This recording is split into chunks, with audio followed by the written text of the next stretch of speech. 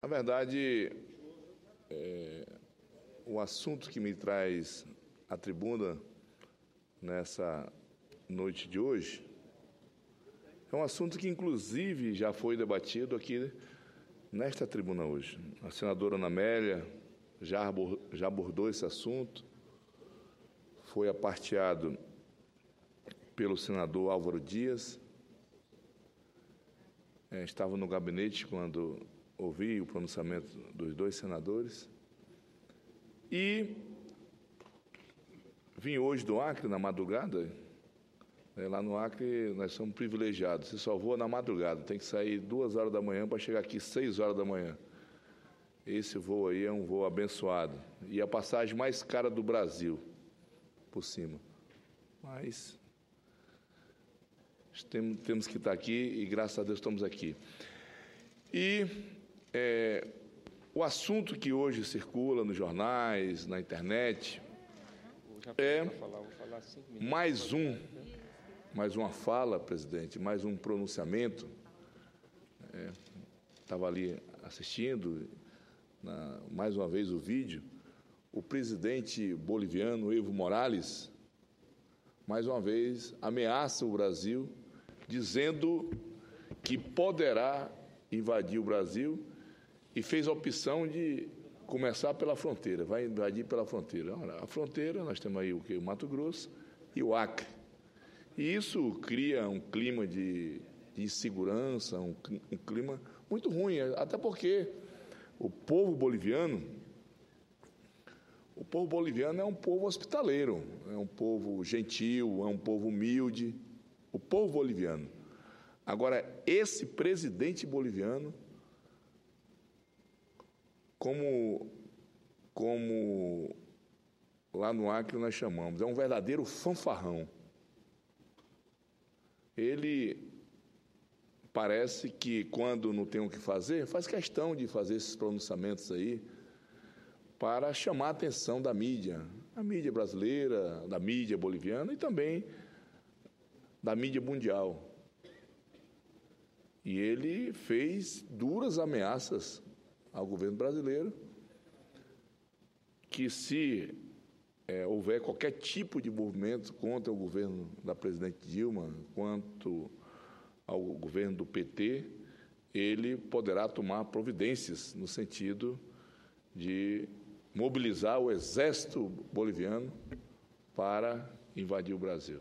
Senador Sérgio Petacão, quando for da vossa conveniência, eu gostaria de uma parte. Já lhe dou uma parte, senador querido. Mas uns acham que isso é brincadeira, é mais uma brincadeira de mau gosto do senador, do presidente Evo. Mas nós que estamos acompanhando essa trajetória do presidente Evo, nós que acompanhamos o que ele fez com aqueles colonos, com o nosso seringueiro ali, naquela faixa de fronteira, expulsou, tocou fogo nas casas, tocou fogo na produção daqueles colonos que viviam ali há 50, há quase 100 anos. As famílias que ali naquela região de fronteira, a fronteira é aberta, na selva.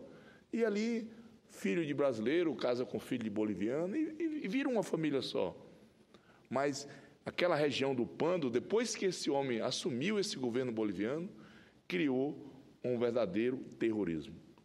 E isso traz ali para todos nós ali da região de Brasilé, de Itaciolândia, de Assis Brasil, na tríplice fronteira ali, uma situação que, e esse final de semana lá no meu estado, lá na capital mesmo, as pessoas ficam indignadas porque o governo brasileiro não dá uma resposta a esse presidente boliviano. Eu concedo uma parte ao nobre colega. Senador Sérgio Petacão, Vossa Excelência falou que a passagem aérea Brasília-Rio Branco possivelmente seja a mais cara do Brasil. Do mundo, eu acho que eu não tenho esses dados oficiais, mas eu acho que é não, mas pode afirmar sem medo de errar, que com certeza, considerando os quilômetros e as horas no percurso, com certeza, com grande margem de acerto, é a maior tarifa do mundo. Claro. E foi por isso que eu apresentei um projeto de lei permitindo que o capital estrangeiro possa investir no Brasil, criando uma empresa nacional de capital estrangeiro, seguindo todas as regras das leis brasileiras. A exemplo da Mercedes-Benz, da Volkswagen, da Fiat, né? De empresas, são empresas estrangeiras, são empresas brasileiras com capital estrangeiro. Por quê? Porque hoje não é permitido isso e, no entanto, a TAM hoje é uma empresa chilena. Todas as decisões importantes e estratégicas da TAM são tomadas no Chile, não é? E, pelo que eu fui informado, a determinação é no sentido de que a empresa tira o máximo de vantagem do mercado brasileiro sem dar a contrapartida de serviços compatíveis com as tarifas que são cobradas, né? É uma empresa hoje que tem um padrão nacional na sua operação nacional. Ela tem um serviço de empresa chamado de baixo custo, que existe nos Estados Unidos, na Europa, que são empresas que não oferecem nenhum tipo de conforto ao passageiro, mas, em compensação, são tarifas baixas como uma alternativa para as pessoas escolherem entre uma empresa de padrão normal, com uma tarifa mais elevada, e uma empresa de baixo custo operacional e pagam um preço menor. Eles apenas têm todo o cuidado de que essa operação tenha o mesmo padrão de segurança da empresa que custa uma tarifa maior. Então, hoje, os aviões que operam no Brasil são aviões antigos, né? No passado, a TAM dizia a empresa que tem a frota mais jovem do Brasil, hoje não diz mais, porque os aviões que operam no Brasil são aviões antigos. Ela não diz mais, a TAM, uma empresa brasileira que tem orgulho de ser brasileira, também não diz mais, porque realmente todas as determinações sobre as suas operações, sejam elas de transporte, financeira, estratégica, vem tudo do Chile. Então, nós temos uma situação exótica que não está amparada pelas leis brasileiras. E apresentei, sim, esse projeto, o relator é o senador Jader Barbalho, que já apresentou o parecer favorável e já está na Comissão de Constituição e Justiça. E apresentei mais um outro projeto, que é a passagem, o bilhete aéreo ter validade por 1 ano. Porque hoje não tem validade nada. Teoricamente tem por 1 ano, mas você compra uma passagem hoje, por exemplo, por R$500, daqui a 1 ano é R$1.200, você tem que pagar os R$700 de diferença e mais aquelas multas de remarcação e tal. Então, é uma coisa também exótica que está acontecendo no Brasil. Nos mercados europeus, no mercado europeu, americano, nos países desenvolvidos, o seu bilhete é como era no passado aqui no Brasil. Você dava o presente de uma passagem e aquele bilhete valia por 1 ano. Então, nesse projeto, é dito que o bilhete não pode ultrapassar os 100% do seu valor comprado com validade de 1 ano. Então, se eu comprar por 200, ele só pode atingir até o valor de R$400 durante 1 ano.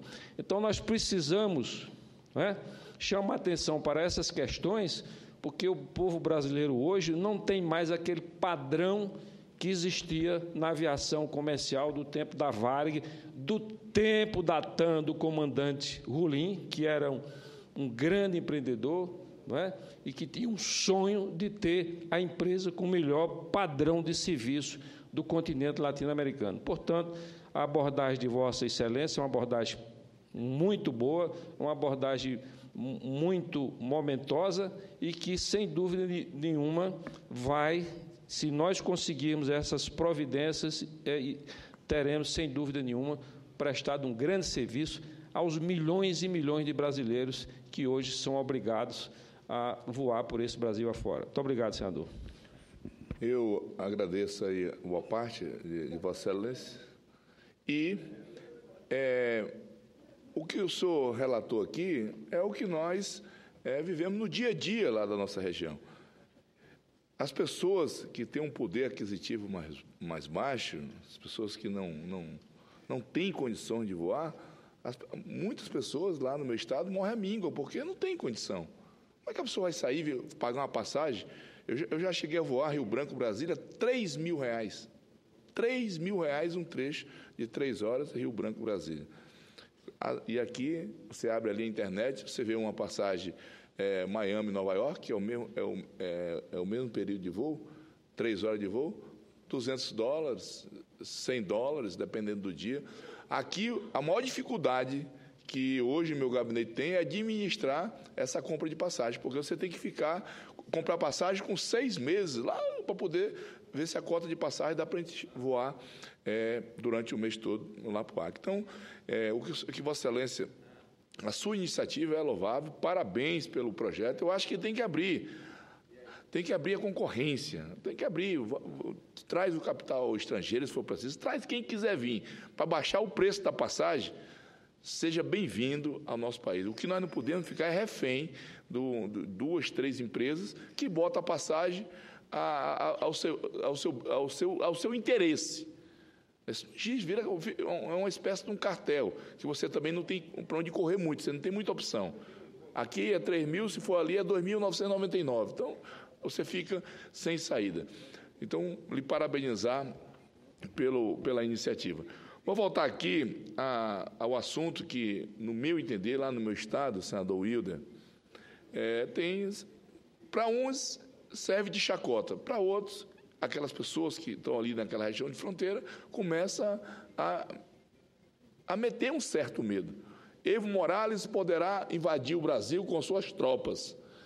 Eu não conheço a tropa boliviana, mas eu tenho certeza que se juntar os guardas da FUNASA, lá do meu estado, aqueles que detetizam a Mata-Malária, e mais os guardas da antiga Meched, era uma empresa de segurança que tinha lá no Acre, se ele entrar lá na besteira de invadir, se ele fizer a opção de invadir o Brasil, for pelo Acre, já vai ficar lá na fronteira mesmo, não chega no restante do Brasil, porque isso é uma brincadeira, entendeu? Ele, para querer dar uma satisfação para o governo do PT, para o governo da presidente Dilma, ele fica fazendo essas palhaçadas.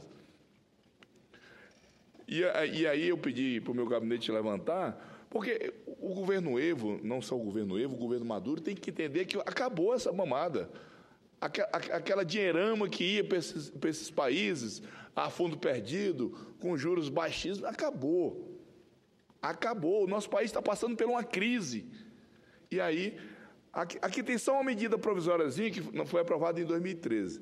Uma medida provisória que liberava 60 milhões para ministérios reparar equipamentos doados à Bolívia. Aqueles equipamentos da hidrelétrica ali de Rondônia, 60 milhões o governo brasileiro gastou, senador Wilder, só para arrumar, para poder funcionar em território boliviano. Isso, se nós estivéssemos em condições normais, fosse um governo parceiro, acabaram de invadir a nossa Petrobras lá em território boliviano e ficou por isso. Sem falar na produção de droga que contamina o nosso país, contamina a nossa juventude. Sem falar nos carros roubados. O carro que é roubado ali na região do Acre, na região ali do Mato Grosso, atravessou a fronteira, já era. E aí você ainda tem que ficar ouvindo o seu Evo Morales, esse fanfarrão, dizer que vai invadir, as forças, né? Como é que ele diz? Se as forças antidemocráticas, ele falando de democracia, é o único país que não tem democracia. Está aqui um senador, vários, senador boliviano, senador Roger Pinto, que está aqui, né, que teve que fugir lá da Bolívia, vários cidadãos bolivianos, empresários bolivianos. Eu tenho conversado muito com eles, me procuram, pedindo apoio aqui. Estão em São Paulo, estão aqui no Uruguai, estão nos Estados Unidos, por conta desse governo perseguidor do Evo Morales. E aí você tem que ouvir um pronunciamento, está aí, não está na televisão, está na rede aí, um pronunciamento do governo Evo Morales, dizendo que se fizerem alguma coisa... Aqui não tem clima para isso. Não existe esse negócio de golpe no Brasil hoje, não existe. O que está havendo é uma insatisfação popular. Graças a Deus, as pessoas vão à rua, podem se manifestar, as pessoas que apoiam o governo vão à rua, se manifestam. Isso faz parte da democracia, uma democracia que nós estamos trabalhando a duros custos para fortalecer essa democracia. Aí vem esse louco dizer que poderá invadir o Brasil. Querer quebrar um clima que não existe aqui na nossa América do Sul, não existe na América Latina, não existe isso. Invadir, e a Bolívia invadiu o Brasil. Eu concedo uma parte ao senador Telmário. Senador Petecão, eu quero primeiro começar parabenizando Vossa Excelência por essa iniciativa. Vossa Excelência que mora ali naquela região, isso é, sem nenhuma dúvida, um fanfarrão. Cachorro que ladra, normalmente ele não morde. Então, é querer vender para a plateia. O Brasil está muito acima disso. Muito maior. Até por coincidência, hoje, eu assisti um documentário. Senador Telmário, se o senhor me permite, se o objetivo dele é tentar ajudar o governo a prender Dilma, ele não ajuda em nada. Dessa forma, ele prejudica. Prejudica, porque cria um clima. Imagina a gente. Amanhã eu estou vendo aqui vários senadores vão fazer uso da palavra, tentando ligar isso ao governo. Vossa Excelência tem toda a razão. Até porque eu estava olhando, por exemplo, assisti o documentário quando o Jânio foi deposto. Até o Jânio ser deposto, mesmo naquele momento, que havia a Guerra Fria, que havia todo um clima, havia o medo dos Estados Unidos e da União Soviética colocar um regime ditatorial no Brasil, que seria um grande polo, porque já estava aqui em Cuba, etc., etc. Não foi tão fácil assim. Foi de uma extrema dificuldade. E porque o presidente João Goulart não quis fazer resistência. Mas as forças militares, Marinha e outras aeronáuticas, elas não aceitavam. Nem aceitavam aquele golpe naquele momento. Imagina, quando o sistema era militarizado em toda a América. Né? Agora, nós vivemos uma democracia plena, e democracia é o povo na rua, sim. Mostrando a sua insatisfação, mostrando qual o caminho que nós devemos percorrer, apontando os nossos erros. Assim nós vamos encontrar aquilo que... Vamos colocar o Congresso, vamos colocar o Executivo de encontro com o anseio da população brasileira. Agora, nós não vamos permitir, assim como nós não interferimos, não é do Brasil de interferir em nenhuma soberania, jamais essa nação vai aceitar, e nós como brasileiros, e aqui da Câmara Maior, do Congresso, do Senado brasileiro, não vamos aceitar qualquer tipo de gracinha desse. É tão efêmero isso, é tão pequeno, que não dá nem de considerar. Mas Vossa Excelência tem toda uma razão de fazer, logo um chega para lá nessa conversa, exatamente para não tentar atrapalhar o momento que vivemos hoje. Né? Vivemos um momento de crise mundial, a China está aí, apontando uma crise. Então, vivemos, sim, o reflexo de uma crise mundial, o Brasil fazendo um grande ajuste fiscal para poder se reencontrar, crescer, desenvolver, gerar renda, gerar emprego, dar credibilidade. Nós estamos vivendo uma crise política profunda, nós precisamos ter paciência e competência para superar essa crise. E eu quero aqui parabenizar o Michel Temer pela grandeza de ele ter ido, saiu do varejo, mas ficou no atacado. Né? O Michel ele ficou nas coisas maiores, ajudar a presidenta Dilma nas coisas maiores, deixando as coisas mais varejistas, as coisas menores, para um outro escalão que ele possa, na qualidade de vice-presidente, poder estar conversando com as instituições constituídas desse país. Então, quero parabenizar, me solidarizar com Vossa Excelência e também colocar a minha fala contrária a qualquer tipo de manifestação nesse sentido, porque não é isso que o Brasil precisa e também não é isso que a nossa democracia precisa. Obrigado.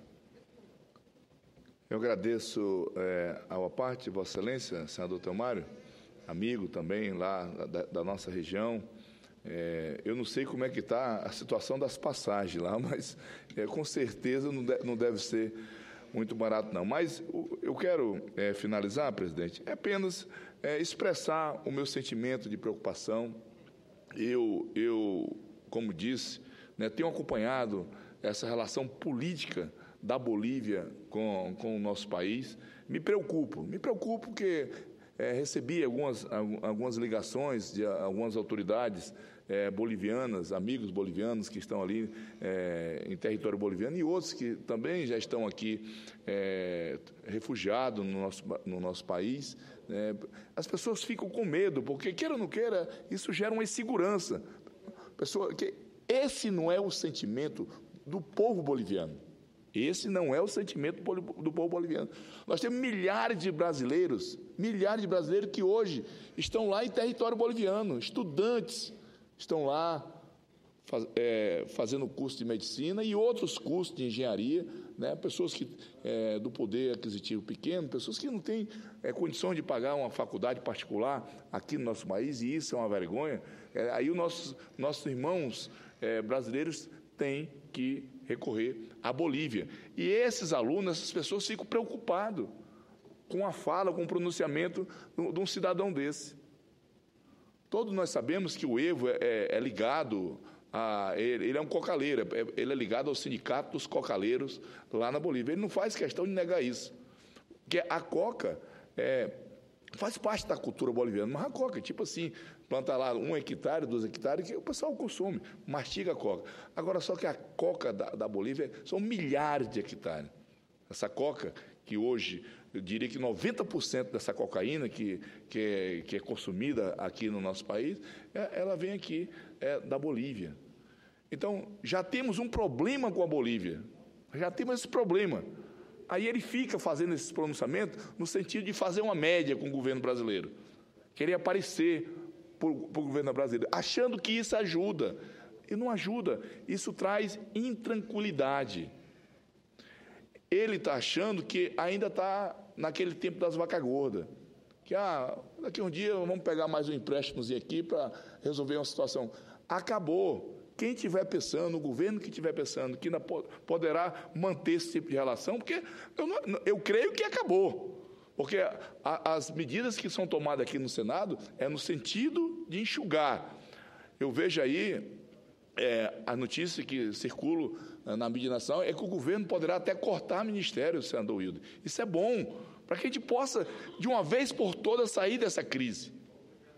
Agora, aquela tetinha que esses governos da Venezuela, da Bolívia isso aí acabou. Então, não adianta ele ficar fazendo esses discursos aí para tentar agradar o governo brasileiro, que isso não agrada em nada.